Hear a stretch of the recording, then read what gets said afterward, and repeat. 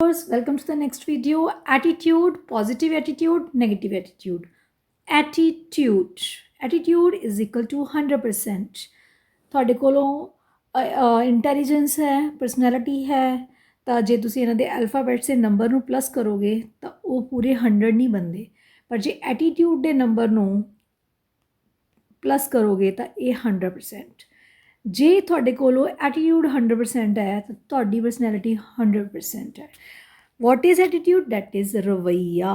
ਤੁਹਾਡਾ ਰਵੱਈਆ ਕਿਵੇਂ ਹੈ, ਚਾਹੇ ਉਹ ਕਿਸੇ ਵੀ ਚੀਜ਼ ਨਾਲ ਹੈ, ਚਾਹੇ ਤੁਹਾਡੀ ਪੜ੍ਹਾਈ ਨਾਲ ਹੈ, ਚਾਹੇ ਤੁਹਾਡੀ ਜੌਬ ਨਾਲ ਹੈ, ਚਾਹੇ ਤੁਹਾਡੇ ਪੇਰੈਂਟਸ ਨਾਲ ਹੈ, ਫਰੈਂਡਸ ਨਾਲ ਹੈ, ਸੋਸ਼ਲ ਗਰੁੱਪ ਦੇ ਵਿੱਚ ਹੈ, ਕਿਸ ਤਰੀਕੇ ਦਾ ਰਵੱਈਆ ਹੈ ਤੁਹਾਡੀ ਆਪਣੀ ਜ਼ਿੰਦਗੀ ਦੇ ਪ੍ਰਤੀ। ਠੀਕ ਹੈ ਜੀ, ਡਿਸਕਸ ਕਰਦੇ ਹਾਂ ਇੰਗਲਿਸ਼ ਦੇ ਵਿੱਚ। ਪੰਜਾਬੀ ਦੇ ਵਿੱਚ ਐਟੀਟਿਊਡ ਦੇ ਨੋਟਸ ਮੁਸ਼ਕਿਲ ਹੀ ਹੈ ਬੇਟਾ, ਟਾਈਮ ਮੇਰੇ ਕੋਲ ਬਹੁਤ ਘੱਟ ਹੈ, ਤਾਂ ਇਸ ਲਈ ਪਲੀਜ਼ ਪੰਜਾਬੀ ਮੀਡੀਅਮ ਵਾਲੇ ਬੱਚੇ, ਮੈਂ ਪੰਜਾਬੀ ਦੇ ਵਿੱਚ ਇੱਕ ਇੱਕ ਲਾਈਨ ਬੋਲੂੰਗੀ, ਸਮਝ ਲਓ। ਹੈਡਿੰਗਸ, ਡੈਫੀਨੀਸ਼ਨਸ ਇੰਗਲਿਸ਼ 'ਚ ਲਿਖ ਕੇ ਆਇਓ ਅਤੇ ਪੰਜਾਬੀ ਦੇ ਵਿੱਚ ਤੁਸੀਂ ਐਕਸਪਲੇਨ ਕਰ ਸਕਦੇ ਹੋ। ਤਾਂ let's start. One of the important objective of education mean, ਸਾਡਾ ਐਜੂਕੇਸ਼ਨ ਦਾ ਆਬਜੈਕਟਿਵ ਕੀ ਹੈ? Development of desirable attitude in the students. ਬੱਚਿਆਂ ਦੇ ਅੰਡਰ ਐਟੀਟਿਊਡ ਭਰਨਾ। ਕੀ attitude? It is attitude towards studies, ਪੜ੍ਹਾਈ ਦੇ ਪ੍ਰਤੀ, ਸੈਲਫ ਆਪਣੇ ਪ੍ਰਤੀ, ਐਟੀਟਿਊਡ ਟੂਵਰਡਸ ਫਰੈਂਡਸ, ਆਪਣੇ ਮਿੱਤਰਾਂ ਦੇ ਪ੍ਰਤੀ ਰਵੱਈਆ, ਆਪਣੀ ਕਲਾਸ ਫੈਲੋਜ਼ ਦੇ ਪ੍ਰਤੀ ਰਵੱਈਆ, ਅਤੇ ਆਪਣੀ ਟੂਵਰਡਸ ਸਰਟਨ ਆਈਡੀਅਲਸ ਮਤਲਬ ਜਿਹੜੇ ਅਸੀਂ ਆਪਣੀ ਵਿਚਾਰਧਾਰਨਾਵਾਂ ਚੰਗੀਆਂ ਬਣਾਈਆਂ ਹੋਈਆਂ ਉਹਦੇ ਪ੍ਰਤੀ। ਹੁਣ ਡੈਫੀਨੇਸ਼ਨ ਸਿੰਪਲੀ ਪੇਪਰ 'ਚ ਕੀ ਆ ਸਕਦਾ? ਡਿਫਾਈਨ ਐਟੀਟਿਊਡ ਜਾਂ what is the meaning of attitude. ਕੋਈ ਵੀ ਦੋ ਡੈਫੀਨੇਸ਼ਨ ਬੇਟਾ ਜੋ ਤੁਹਾਨੂੰ ਸੌਖੀਆਂ ਲੱਗਦੀਆਂ ਤੁਹਾਡੇ ਸਾਹਮਣੇ ਹੈ। ਇੱਕ ਮੈਂ ਦੱਸ ਦਿੰਦੀ ਹਾਂ, ਥਰਸਟਨਸ ਵਿਊ। ਥਰਸਟਨ ਦੇ ਅਕੋਰਡਿੰਗ ਐਟੀਟਿਊਡ ਕੀ ਹੈ? Attitude denotes the sum total of man's inclinations and feelings। ਠੀਕ ਹੈ, ਇਹ ਜੋੜ ਹੈ, ਸੁਮੇਲ ਹੈ, ਇੱਕ ਇਨਸਾਨ ਕਿਵੇਂ ਫੀਲ ਕਰਦਾ ਹੈ, ਕਿਵੇਂ ਝੁਕਾਅ ਹੈ ਉਹਦਾ। ਪ੍ਰੀਜੁਡਿਸ ਨਫ਼ਰਤ, ਬਾਇਸ ਮਤਲਬ ਭੇਦਭਾਵ, ਪ੍ਰੀ ਕਨਸੀਵਡ ਨੋਸ਼ਨਸ ਉਹਨੇ ਪਹਿਲਾਂ ਹੀ, ਪ੍ਰੀ ਕਨਸੀਵਡ ਮਤਲਬ ਪਹਿਲਾਂ ਹੀ ਕੁਝ ਧਾਰਨਾਵਾਂ ਬਣਾਈਆਂ ਹੋਈਆਂ, ਆਈਡੀਆਜ਼ ਵਿਚਾਰ, ਫੀਅਰਸ ਡਰ, threats about any specific topic.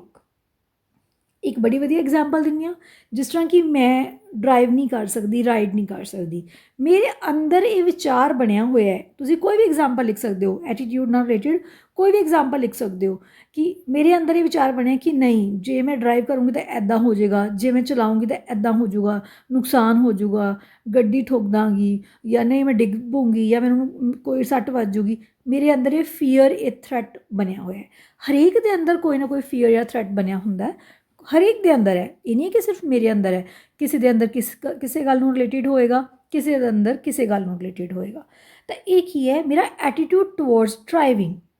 Fine, ਠੀਕ ਹੈ। ਤਾਂ ਇਸੇ ਤਰੀਕੇ ਜਦੋਂ ਤੁਸੀਂ ਆਪਣੇ ਮਨ ਦੇ ਅੰਦਰ ਹੀ ਕੁਝ ਵਿਚਾਰਧਾਰਾਵਾਂ ਬਣਾ ਲੈਂਦੇ ਹੋ, ਕੁਝ ਆਈਡੀਆਜ਼ ਬਣਾ ਲੈਂਦੇ ਹੋ, ਕੁਝ ਸੋਚ ਬਣਾ ਲੈਂਦੇ ਹੋ, ਉਹਨੂੰ ਕਹਿੰਦੇ ਹੈ ਐਟੀਟਿਊਡ, ਤੁਹਾਡਾ ਰਵੱਈਆ।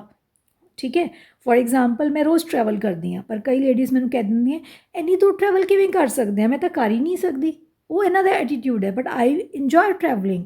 ਤਾਂ this is attitude of different persons. ਇਹ ਹੁਣ ਤੁਹਾਨੂੰ ਮੈਂ ਆਪਣੀਆਂ ਦੋ ਐਗਜ਼ਾਮਪਲਸ ਦਿੱਤੀਆਂ ਬੇਟਾ, ਬਟ ਇਟ ਡਜ਼ਨਟ ਮੀਨ ਕਿ ਤੁਸੀਂ ਪੇਪਰ ਸੇਮ ਹੀ ਲਿਖ ਕੇ ਆ ਜਾਓ। ਤੁਸੀਂ ਕੋਈ ਵੀ ਐਗਜ਼ਾਮਪਲ ਮੈਂਸ਼ਨ ਕਰ ਸਕਦੇ ਹੋ, ਆਪਣੀ ਦੇ ਕੇ, ਕਿਸੇ ਹੋਰ ਦੀ ਦੇ ਕੇ, ਜਾਂ ਲਿਖ ਕੇ ਵੀ ਇੱਕ ਵਿਅਕਤੀ ਇਸ ਤਰ੍ਹਾਂ ਸੋਚ ਰਿਹਾ ਤਾਂ ਉਹਦਾ ਇਹ ਐਟੀਟਿਊਡ ਹੈ। ਠੀਕ ਹੈ ਜੀ। ਨੈਕਸਟ ਵਨ ਐਗਜ਼ਾਮਪਲ ਦੇਖੋ ਬੇਟਾ, ਨੈਕਸਟ ਡੈਫੀਨੇਸ਼ਨ ਇੱਕ ਹੋਰ ਛੋਟੀ ਜਿਹੀ ਰੀਡਿੰਗ ਕਰਦੇ ਹਾਂ।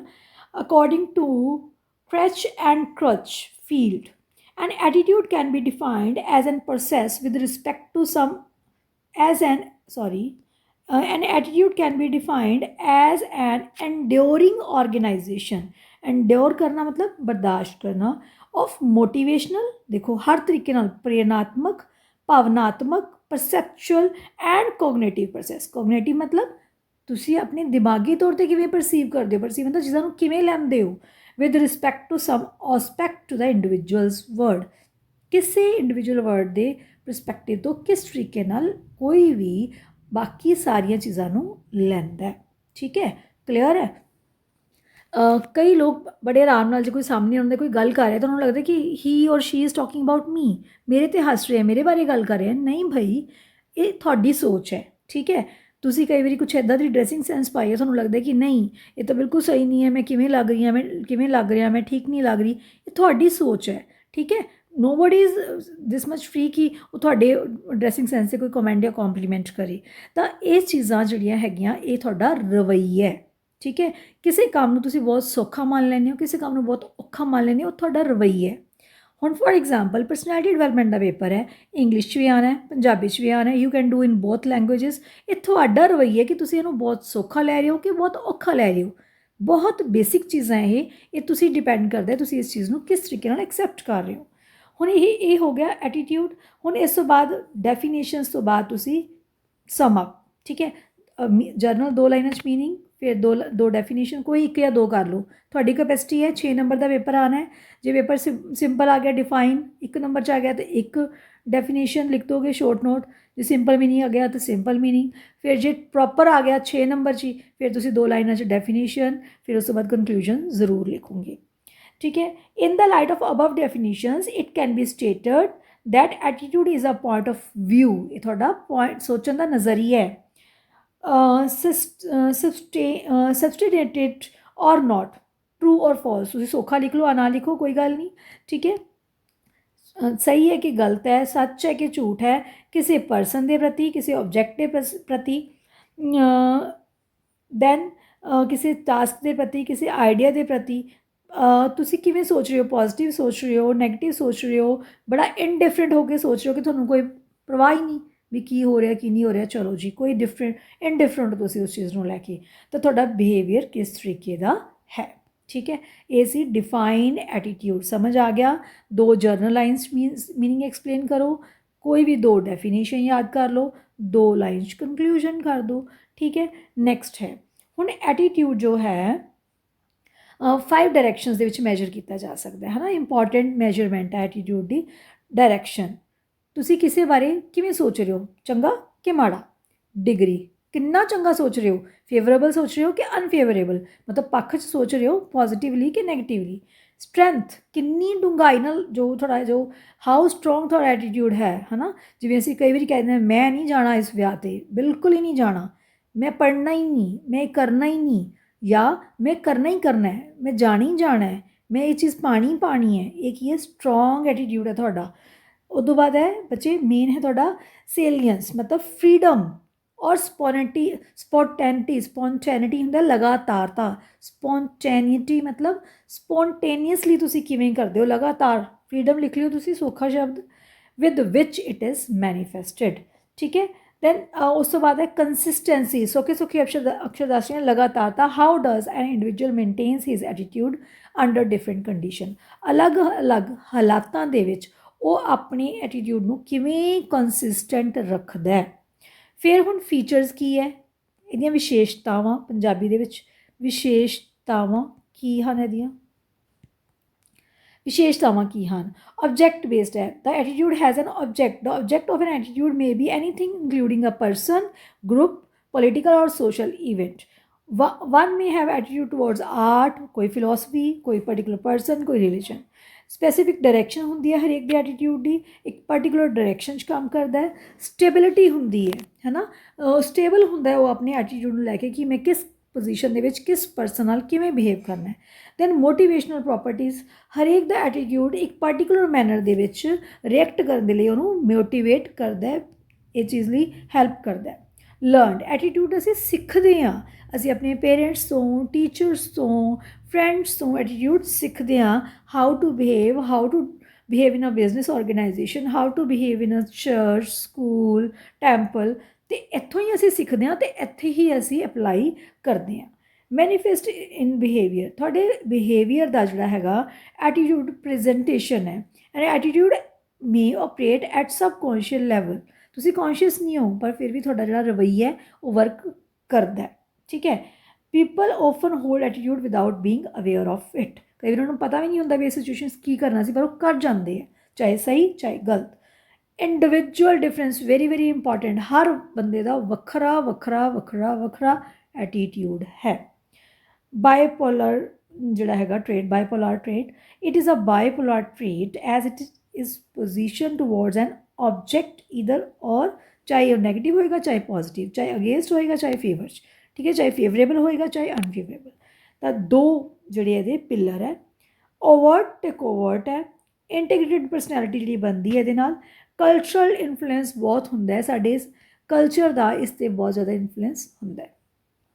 ਤਾਂ ਕੋਈ ਵੀ 3-4 ਪੁਆਇੰਟਸ 3-4 ਹੈਡਿੰਗਸ ਚੰਗੀ ਤਰ੍ਹਾਂ ਯਾਦ ਕਰ ਲਓ, ਜਿਹਦੇ ਵਿੱਚੋਂ ਮੈਂ ਟਿਕ ਲਗਾ ਦਿੰਦੀ ਹਾਂ ਮੇਨ ਕਿਹੜੀਆਂ ਕਰ ਸਕਦੇ ਹੋ। Object based very important, learned very important, individual difference very important, integrated personality ਬਣਾਉਂਦੇ ਆ very important, cultural influence ਤੇ stability, ਠੀਕ ਹੈ।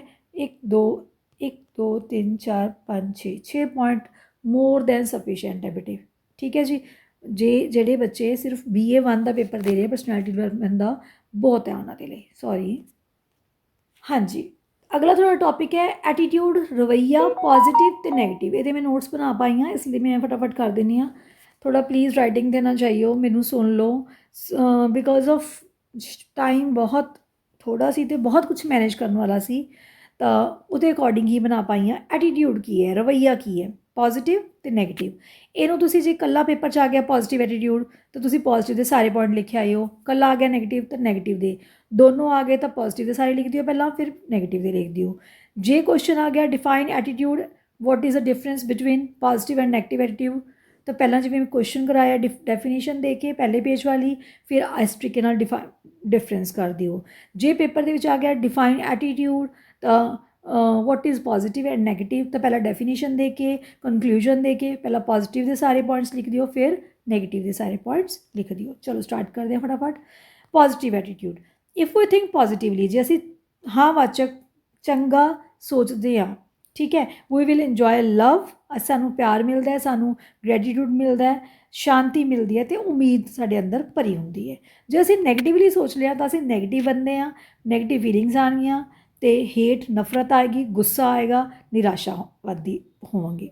ਜੇ ਅਸੀਂ ਪੋਜ਼ੀਟਿਵ ਆ ਐਟੀਟਿਊਡ ਸਾਡਾ ਤਾਂ ਅਸੀਂ ਆਸ਼ਾਵਾਦੀ ਕੀ ਆਵਾਂਗੇ, ਆਪਟੀਮਿਸਟਿਕ ਆਸ਼ਾਵਾਦੀ ਹੋਵਾਂਗੇ। ਤਾਂ ਸਾਡੀ ਅਪਰੋਚ ਜਿਹੜੀ ਹੈਗੀ ਹੈ ਮਦਦ ਕਰੇਗੀ ਚੰਗੇ ਰਿਜ਼ਲਟ ਲਿਆਉਣ ਦੇ ਵਿੱਚ। ਪਰ ਜੇ ਅਸੀਂ ਨੈਗੇਟਿਵ ਐਟੀਟਿਊਡ ਦੇ ਬੰਦੇ ਹਾਂ ਤਾਂ ਪੈਸੀਮਿਸਟਿਕ ਅਸੀਂ ਕੀ ਹੋਵਾਂਗੇ, ਇਹ ਆਸ਼ਾਵਾਦੀ ਸੀ, ਇਹ ਨਿਰਾਸ਼ਾਵਾਦੀ ਹੈ। ਮਾਈਂਡਸੈਟ ਸਾਡਾ ਨਿਰਾਸ਼ਾਵਾਦੀ ਹੋਏਗਾ। Who is unable to handle the critical problem, ਅਤੇ ਅਸੀਂ ਘਾਬਰ ਜਾਵਾਂਗੇ ਵੀ ਹਾਏ ਕੀ ਪ੍ਰੋਬਲਮ ਆ ਗਈ, ਤਾਂ ਸੋਲਵ ਹੀ ਨਹੀਂ ਹੋਏਗੀ ਸਾਡੇ ਤੋਂ। ਓ ਮਾਈ ਗॉड, ਨਿੱਕੀ ਜਿਹੀ ਗੱਲ ਤੋਂ ਅਸੀਂ ਘਬਰਾ ਜਾਂਦੇ ਹਾਂ। ਕੋਈ ਗੈਸਟ ਆ ਗਏ ਤਾਂ ਘਬਰਾ ਗਏ, ਕੋਈ ਟੈਸਟ ਆ ਗਿਆ ਤਾਂ ਘਬਰਾ ਗਏ, ਪੇਪਰ ਆ ਗਏ ਤਾਂ ਘਬਰਾ ਗਏ। ਘਬਰਾਉਣਾ ਨਹੀਂ ਹੈ, ਬੀ ਆਪਟੀਮਿਸਟਿਕ। ਇਹ ਬੇਟਾ ਹੌਲੀ ਹੌਲੀ ਸਮੇਂ ਦੇ ਨਾਲ ਚੀਜ਼ਾਂ ਆਉਂਦੀਆਂ। It can achieve long term goals. ਜਿਹੜੇ ਪੋਜ਼ੀਟਿਵ ਐਟੀਟਿਊਡ ਵਾਲੇ ਪਰਸਨ ਹੈ ਉਹ ਲੰਬੇ ਸਮੇਂ ਵਾਲੇ ਗੋਲ ਅਚੀਵ ਕਰ ਲੈਂਦੇ ਆ, ਪਰ ਇਹ ਜਿਹੜੇ ਹੈਗੇ ਆ ਇਨੀਸ਼ੀਅਲੀ ਗੋਲ ਤਾਂ ਅਚੀਵ ਕਰ ਲੈਂਦੇ ਆ, ਪਰ ਲੰਬੇ ਟਾਈਮ ਵਾਲੇ ਗੋਲ ਅਚੀਵ ਨਹੀਂ ਕਰ ਸਕਦੇ। ਜਿਹੜੇ ਪੋਜ਼ੀਟਿਵ ਐਟੀਟਿਊਡ ਵਾਲੇ ਪਰਸਨ ਹੈ ਉਹ ਹਮੇਸ਼ਾ ਪ੍ਰੋਬਲਮ ਨੂੰ ਸੋਲਵ ਕਰ ਲੈਂਦੇ ਆ, ਪਰ ਨੈਗੇਟਿਵ ਐਟੀਟਿਊਡ ਵਾਲੇ ਪਰਸਨ ਹਮੇਸ਼ਾ ਕਨਫਿਊਜ਼ਨ ਕ੍ਰੀਏਟ ਕਰਦੇ ਆ। ਜਿਹੜੇ ਪੋਜ਼ੀਟਿਵ ਐਟੀਟਿਊਡ ਵਾਲੇ ਪਰਸਨ ਹੈ ਉਹ ਹਮੇਸ਼ਾ ਗੁੱਡ ਜਿਹੜੇ ਹੈਗੇ ਆ ਦੂਜਿਆਂ ਦੇ ਵਿੱਚ ਚੰਗਾ ਦੇਖਦੇ ਆ, we something good in others, ਕੀ ਕੁਆਲਿਟੀਜ਼ ਆ ਉਹਨਾਂ ਦੇ ਵਿੱਚ। ਪਰ ਨੈਗੇਟਿਵ ਐਟੀਟਿਊਡ ਵਾਲੇ ਪਰਸਨ ਹਮੇਸ਼ਾ ਦੂਸਰਿਆਂ ਦੇ ਵਿੱਚ ਗਲਤੀਆਂ ਲੱਭਦੇ ਰਹਿੰਦੇ, ਵੀ ਫਲਾਣਾ ਇੰਝ ਹੈ, ਫਲਾਣਾ ਇੰਝ ਹੈ, ਨੋ, ਠੀਕ ਹੈ। ਤਾਂ ਪੋਜ਼ੀਟਿਵ ਐਟੀਟਿਊਡ ਵਾਲੇ ਪਰਸਨ ਹਮੇਸ਼ਾ ਦੂਜਿਆਂ ਤੋਂ ਚੰਗਿਆਈਆਂ ਲੈ ਲੈਂਦੇ ਹੈ, ਉਹਨਾਂ ਦੀਆਂ ਬੁਰਾਈਆਂ ਛੱਡ ਦਿੰਦੇ ਹੈ। ਪਰ ਨੈਗੇਟਿਵ ਐਟੀਟਿਊਡ ਵਾਲੇ ਪਰਸਨ ਉਹਨਾਂ ਦੀਆਂ ਬੁਰਾਈਆਂ ਲੈ ਲੈਂਦੇ ਆ, ਚੰਗਿਆਈਆਂ ਉਹਨਾਂ ਦੇ ਕੋਲ ਹੀ ਰਹਿਣ ਦਿੰਦੇ। ਦੇਖੋ ਕਿੰਨਾ ਫਰਕ ਹੈ ਨਾ। A positive attitude always find opportunities, ਹਮੇਸ਼ਾ ਉਹ ਮੌਕੇ ਭਾਲਦੇ ਹੈ, ਵੀ ਮੌਕਾ ਮਿਲੇ ਤਾਂ ਅਸੀਂ ਕੁਛ ਚੰਗਾ ਕਰੀਏ। ਪਰ ਇੱਕ ਨੈਗੇਟਿਵ ਐਟੀਟਿਊਡ ਵਾਲਾ ਪਰਸਨ ਆਲਵੇਜ਼ ਫਾਈਂਡ ਪ੍ਰੋਬਲਮਸ, ਉਹ ਹਰ ਮੌਕੇ 'ਚ ਪ੍ਰੋਬਲਮ ਲੱਭਦਾ, ਵੀ ਆਹ ਮੌਕਾ ਮਿਲਿਆ ਇਹ 'ਚ ਵੀ ਪ੍ਰੋਬਲਮ ਹੈ, ਆਹ ਮੌਕਾ ਮਿਲਿਆ ਇਹਦੇ 'ਚ ਵੀ ਪ੍ਰੋਬਲਮ ਹੈ।